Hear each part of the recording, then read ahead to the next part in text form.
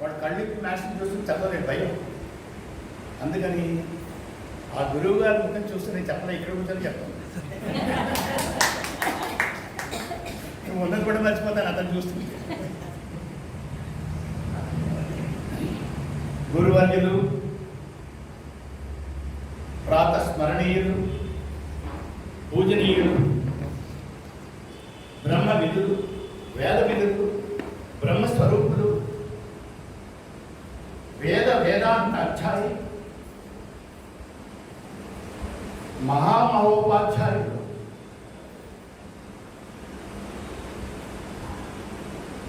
ఇక ఈ మధ్యనే వచ్చింది రాష్ట్రపతి పురస్కార గ్రహీతలు. రాష్ట్రపతి మన ఆంధ్రప్రదేశ్ గురించి అతను ఇచ్చారు. మనందరికీ గర్వకారణం అది. తర్వాత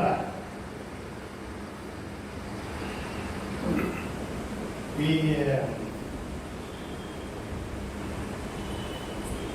ఇంకో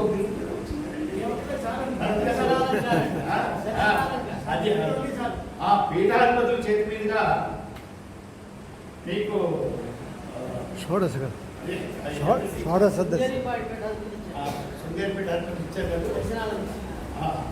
దర్శనాలంకారము. దర్శనాలంకారం అతను అలంకారం ఎవరికి? దర్శనాలకి, షడ్దర్శనాలకి కూడా. అదే కాకుండా ఇంకా దర్శనాలు అవన్నిటికీ కూడా అతను అలంకారం. ఇన్ని బిరుదులు ఉన్నాయి, అవన్నీ పక్కన పెట్టండి. అతడు నఖశిఖ పర్యంతం కుంభావ సరస్వతి. అటువంటి మహనీయుడు మన వాళ్ళు వెళ్ళి అడగగానే అవన్నీ మర్చిపోయి, ఆహా మీరు చేస్తున్నారా, తప్పకుండా వస్తున్నాయ్యా అని ఇమ్మీడియట్గా అతని అంగీకారం నాకు తెలియజేసి అధ్యక్ష పీఠాన్ని మీరు ఆహ్వానించాలంటే తప్పకుండా వస్తారయ్యా. అందరికంటే ముందు వచ్చారు. అధ్యక్షుడిగా ఈనాడు ఈ సభకి అధ్యక్షుడిగా ఉండడానికి మన పూర్వజన్మ స్థితి అని చెప్పుకోవాలి. ఇక్కడ మారి గురువుగా మనకి దొరకదు. దాన్ని చాలా ప్రయత్నం చేయాలి. ఇంకా అతని వాక్ వినాలంటే మరీ కష్టం. దానికి ఎంతో మనకి తక్కువగా ఉండాలి, పుణ్యఫలం ఉండాలి. అప్పుడు కానీ వారి దగ్గర కూర్చొని మనం ఉపనిషత్తుని అదృష్టం మనకి లభ్యం అవ్వదు. మీకు ఇంకా ఛాన్సెస్ ఉన్నాయి. మీరు రాజమండ్రిలో ఉన్నారు కాబట్టి పట్టుకొని వదలకండి. ఏమిటి ఇది మన అదృష్టం. ఇంకా పాలక మండల ఈ సభ్యులంతా కూడా విరోధాన్ని వచ్చారు. వారి యొక్క శుభాషితం తెలియజేశారు, వెళ్ళిపోయారు. వాళ్ళందరికీ కూడా నా కృతజ్ఞతకి వందనాలు. ఇటువంటి స్వాభావికమైనటువంటి సభ, ఈ సభా మండపంలో ఆశ్చర్యమైనటువంటి జిజ్ఞాసులు, ముముక్షులు, మరి ఇతర ఆశ్రమవాసులు, వృద్ధులు, జ్ఞానవృద్ధులు, వీరందరికీ అలంకరింపబడినటువంటి ఈ సభా మండపంలో ఆశీర్వదించినటువంటి ప్రతి ఆవాస్కి మీరు వచ్చి, మీరంతా వచ్చి ఇవాళ రోజుని విజయవంతం చేసినందుకు ఈ ఆశ్రమ ఆవాసులందరికీ కూడా నా నమస్కారం. ఇక చూడండి, ఎన్ని జన్మలో చేసుకున్న పుణ్యం మీకు శ్రీ విరంచి వానప్రస్థాశ్రమంలో మీకు ఆవాసం చేసే అవకాశం లభించింది. ఇది భారతదేశం మొత్తం మీద నేను గూగుల్ చూసి మొత్తం చెక్ చేశాను. బ్రాహ్మణుల చేత బ్రాహ్మణుల కొరకు పెట్టినటువంటి ఇది ఇటువంటి ఆశ్రమం మరొకటి లేదు, ఒకటి లేదు. దీంతో పోల్చే ఆశ్రమం ఇంకోటి లేదు. పోతే ఎంక్వైరీ చేయగా ఎంక్వైరీ చేయడానికి నేను వెళ్ళాను, స్వయంగా భోజనం చేశాను, అక్కడ చూశాను. గర్వేల సత్రవాళ్ళు ఉన్నాయి, అనేక ప్రదేశాల్లో ఉన్నాయి. కానీ నక్కెక్కడ నాగరావు ఎక్కడ, దానికి దీనికి పొందే లేదు. ఏదో నడుపుతున్నారు. తీర్థయాత్రకు వెళ్ళిన వాళ్ళు అక్కడ ఏదో ఆకలి వేస్తూ ఉంటుంది. గుళ్ళని తిరిగిన తర్వాత ఏ పుష్పంచిన అన్నం పెట్టినప్పటికీ ప్రమాణంగా తినేస్తున్నారు, అయిపోయింది. కానీ ఇంత సిస్టమేటిక్గా విశాల హృదయంతో, అయ్యో వీళ్ళు వృద్ధులు, వీళ్ళేమో వచ్చి మన తల్లిదండ్రులు అటువంటి వీళ్ళు కేవలము డబ్బు లేక దరిద్రులుగా భిక్షకులుగా ఇక్కడ రాలేదు. వాళ్ళందరినీ గౌరవించాలి అన్న విశాల హృదయంతో పార్లమెంట్ సభ్యులు ఉన్నారు. వాళ్ళు వర్కర్స్తో కూడా చెప్పారు, చూడు ఇక్కడ ఉన్న వాళ్ళందరినీ కూడా అత్తమామలా చూడకండి, తల్లిదండ్రులుగా చూడండి, సేవ చేసుకోండి అని చెప్పారు. ఇటువంటి ఆస్తులు అసలే ఘనమైనటువంటి చరిత్ర కలిగినటువంటి రాజమహేంద్రవరం, దాని తర్వాత పరమ పవిత్రమైన గౌతమి నదీ ప్రవాహం, ఆ గౌతమి నదీ తీరంలో ఇది వెలిసింది. దీనికి శ్రీ శ్రీ శ్రీ శృంగేరి పీఠాధిపతులు సాక్షాత్ బ్రహ్మస్వరూపుడు వారి కరకమలం మీదుగా దీనికి ఉద్ఘాటన జరిగింది. మరి ఇటువంటి ఆశ్రమంలో మనం ఉన్నప్పుడు మనకి కొన్ని బాధ్యతలు ఉండాలి కదా. మనం ఇప్పుడు మన వయసు 70+, 80 దగ్గరలో ఉన్నాం, కొంతమంది 80 దాటిపోయారు. ఈ స్థితిలో మనం చేయవలసిన పని ఏమిటి? మనం చెప్పుకున్నాం, నాకు గురుదక్షిణగా ఈ సత్కారం కాదు నాకు కావాల్సింది. మనం ఎక్కడైతే వదిలేసామో దాన్ని కంటిన్యూ చేయండి. మీకు ఈ వయసులో మీ శరీరం మన మాట లేదు. శరీరం ఏంటి, మన పిల్లల లేదు అన్నమాట. మనం చెప్పుకోవడమే శరీరం నాది అని. శరీరం నాదైతే నేను చెప్పిన తినాలి కదా. నాకు వృద్ధాప్యం వచ్చేస్తుంది, చెత్తవారం రాకూడదు వచ్చేసింది, ఏమండి చెడుతనం కూడా వచ్చేస్తుంది, జుట్టు పడిపోతుంది, పళ్ళు ఊడిపోతున్నాయి. మరి శరీరం మన మాట వింటుందా? మనదనుకున్న శరీరమే మన మాట వినలేదు. శరీరం మనది అనుకోవడమే తప్పు. ఈ దేహాత్మ బుద్ధి ఉందే అదే మన సొంతం తీసుకున్నాం. దీనికోసమని ఈ దేహాన్ని మనం పోషించాలని ఈ తపంలో పడిపోయి తాపత్రం పెంచుకొని పొద్దు నుంచి సాయంత్రం వరకు ఓన్లీ తిండి మెను అవి తగ్గించుకోండి. బ్రతకడానికే తినడానికి బ్రతకూడదు. రుచులు తగ్గించుకోండి. నాకు ఇంకా కోరికలు ఎంత తక్కువ ఉంటే అంత మంచిది. కోరికలు పెరుగుతున్న వాళ్ళకి తృప్తి అన్నది ఇప్పుడు ఉండదు. అయితే మీరు అనొచ్చు, కోరికలు అన్నీ ఎవరికి తీరవు కదండి. కోరికలు తీరవు, కరెక్ట్ ఒప్పుకున్నాను. కోరికలు అన్నీ తీరితే నువ్వు సంతోషంగా ఉంటావు కదా. కోరికలు తీరితే సంతోషంగా ఉంటామని దైత్రుడు చెప్పాడా? ఏం చెప్పాడు? యో వేదనేతం గుహాయ పరమేజోమన్ సోస్తుతే సర్వాన్ కామాన్ సహ. అన్ని కోరికలు తీరిపోయిన వాటికి అవుతావయ్యా. ఎవడో అవడు. దానికి ఏమి చెప్పాలి? అర్థం ఏంటంటే అక్కడ నువ్వు ఎప్పుడు తృప్తిగా ఉంటావు? నీకు కలిగిన ఒక కోరిక తీరింది, ఇంకో కోరిక పుట్టలేదు. ఆ కోరిక తీరిన కోరికకి పుట్టని కోరికకి మధ్యలో గ్యాప్ చూసారా? అది ఇచ్ఛారహిత స్థితి. దానివల్ల మీకు తృప్తి కలుగుతుంది. అంటే కోరికలు తీరడం కాదు, కోరికలు లేనివాడేం కాదు. కోరికలు లేకుండా ఉంటేనే వాడు తృప్తి, వాళ్ళకే తృప్తి. అంతేగాని కోరికలు తీరడం అని క్వశ్చన్ లేదు. ఇంకా ఈ వానప్రస్థాశ్రమంలో ఉన్నప్పుడు కొన్ని నియమాలు మనం పాటించుకోవాలి. ఒకటి, మన పంచ జ్ఞానేంద్రియాలు ఉన్నాయి చూసారా, బద్ధశత్రువులు, వాటి విషయాలు ఉన్నాయి చూసారా, వాటి మీద మనం నియమించి లేకపోతే, కంట్రోల్ లేకపోతే మనకి ఈ మనస్సు పతనమైనా చేస్తుంది, ఉన్నతికి కూడా తీసుకెళ్ళలేదు. ఒక మనస్సుకి ఈ రెండు శక్తులు ఉన్నాయి. మిమ్మల్ని అతపాదాలను పంపించేస్తుంది, లేదా ఉన్నత స్థితికి మీకు విదేహముక్తో లేదా జీవన్ముక్తో మీకు ఇచ్చేస్తుంది. మనస్సే కారణం. నీ సుఖానికి, నీ కష్టానికి, నీ తృప్తికి, నీ అసంతృప్తికి మనస్సే కారణం. మన ఏవ మనుష్యానం కారణం బంధమోక్షేయో. నేను చెప్తే నాకు సంతోషం, అమ్మాయి పడుతుందని. మన ఏవ మనుష్యానం కారణం బంధమోక్షేయో. నీ బంధానికి, నీ మోక్షానికి అన్నిటికీ కారణం నీ మనస్సే. రాగద్వేషాలు ఎక్కడ పుడుతున్నాయి? మనసులో పుడుతున్నాయి. ఇష్టాయిష్టాలు ఎక్కడ పుడుతున్నాయి? మనసులో పుడుతున్నాయి.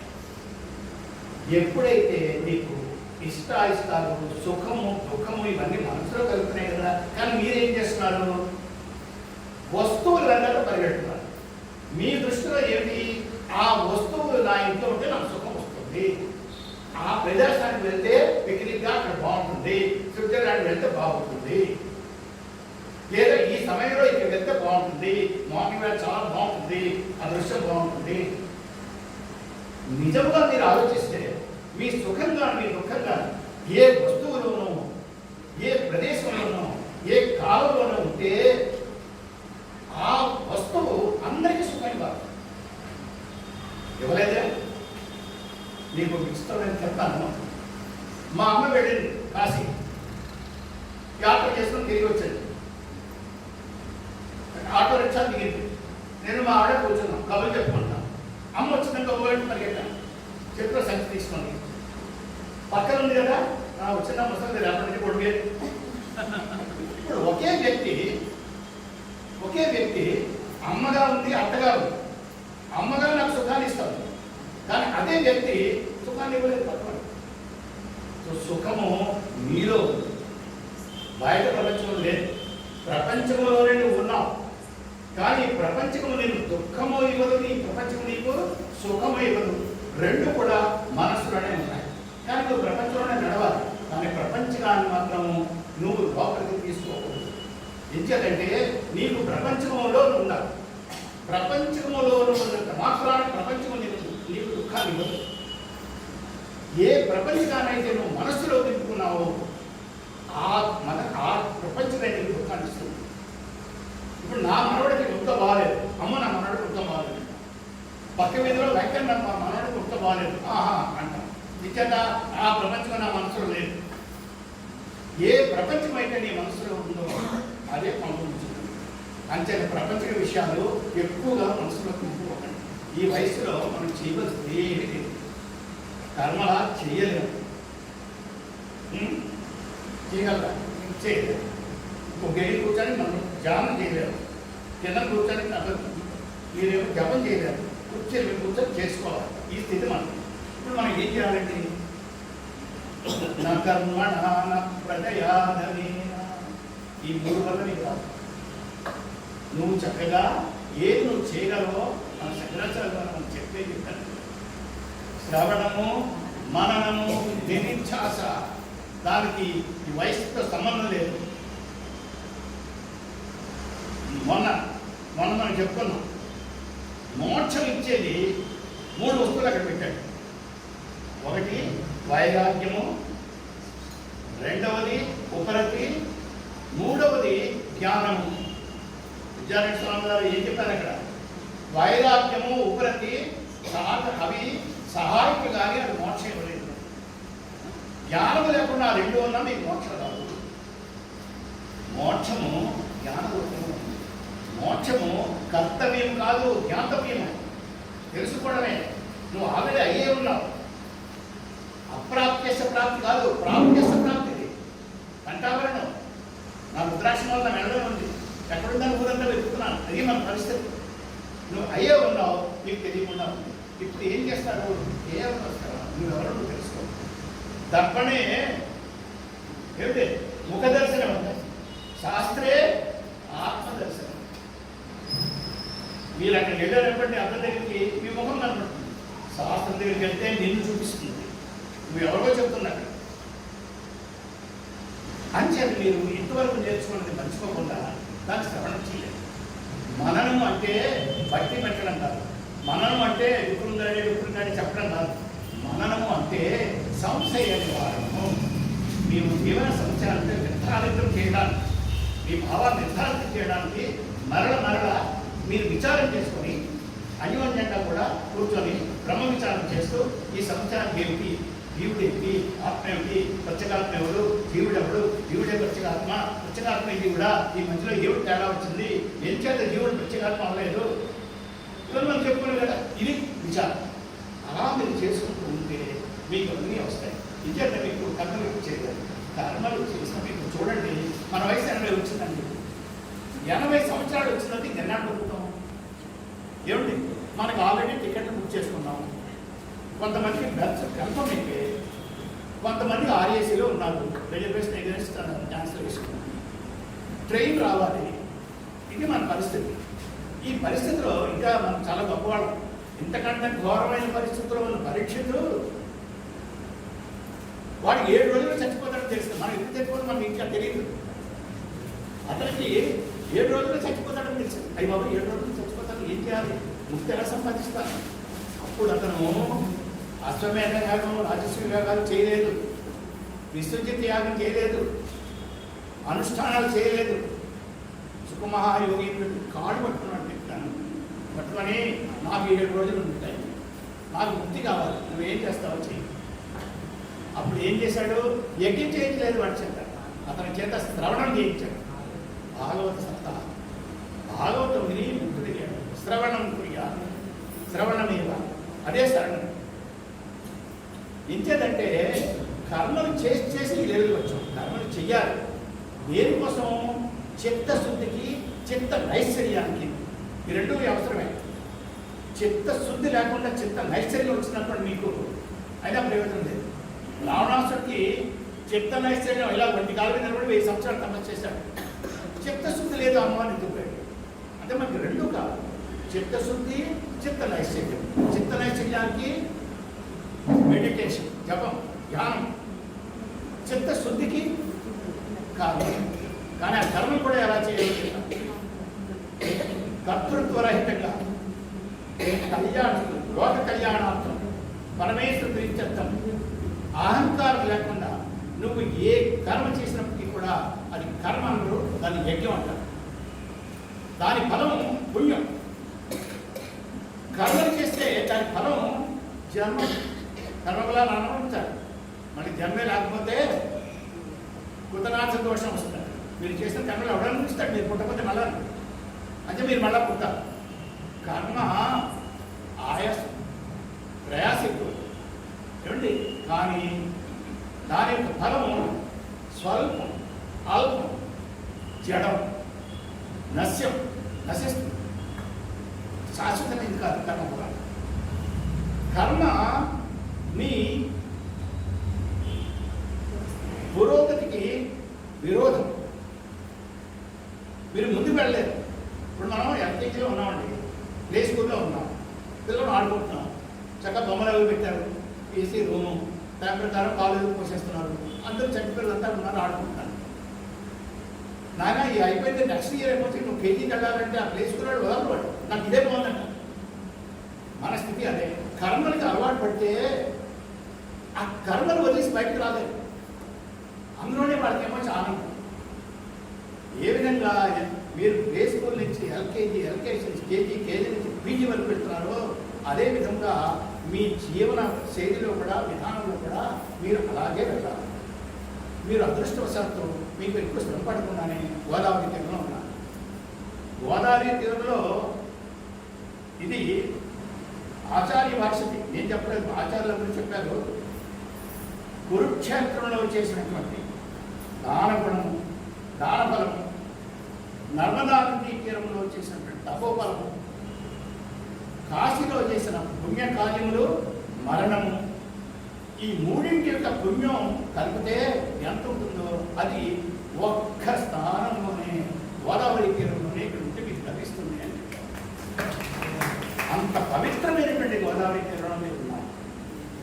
మరి పరీక్షిత మహారాజు గారు మీరు కూడా మీ వయస్సును దృష్టిలో పెట్టుకొని మీరు ముందుకెళ్ళాలి. కర్మలో ఏం అవ్వదు. కర్మలు చెప్తున్నాం. పరీక్షలోకాన్ కర్మచిత బ్రాహ్మణ నిర్వేదమాయ నాస్తి అకృత కృతేనా. అకృతం అంటే పుణ్యం, అదే మోక్షం. అకృతం అంటే మోక్షం. మోక్షం కర్మే అంటే కృతేనా అంటే కర్మల వల్ల నాస్తి. కర్మల వల్ల నీకు మోక్షం రాదు. అంచేత ఇప్పుడు కర్మలు చేయలేవు కూడా.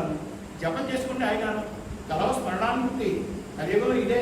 చక్కగా జపం చేసుకోండి, శ్రవణం చేసుకోండి. మహానుభావులు ఉంటే వాళ్ళు పట్టుకోండి, వాళ్ళ సమయానుకూలంగా మీరు వెళ్ళండి. వాళ్ళ కాలం చూసుకొని మీరు అక్కడికి వెళ్ళి వాళ్ళు పట్టుకొని నేర్చుకోండి. తపన ఉండాలి. శ్రద్ధావాన్ లభతే విద్యా. శ్రద్ధ అంటే గురువాక్యస్య శాస్త్రవాక్యస్య సత్యబుద్ధి. లేదా మనం చెప్తున్నాం అది ఉండాలి.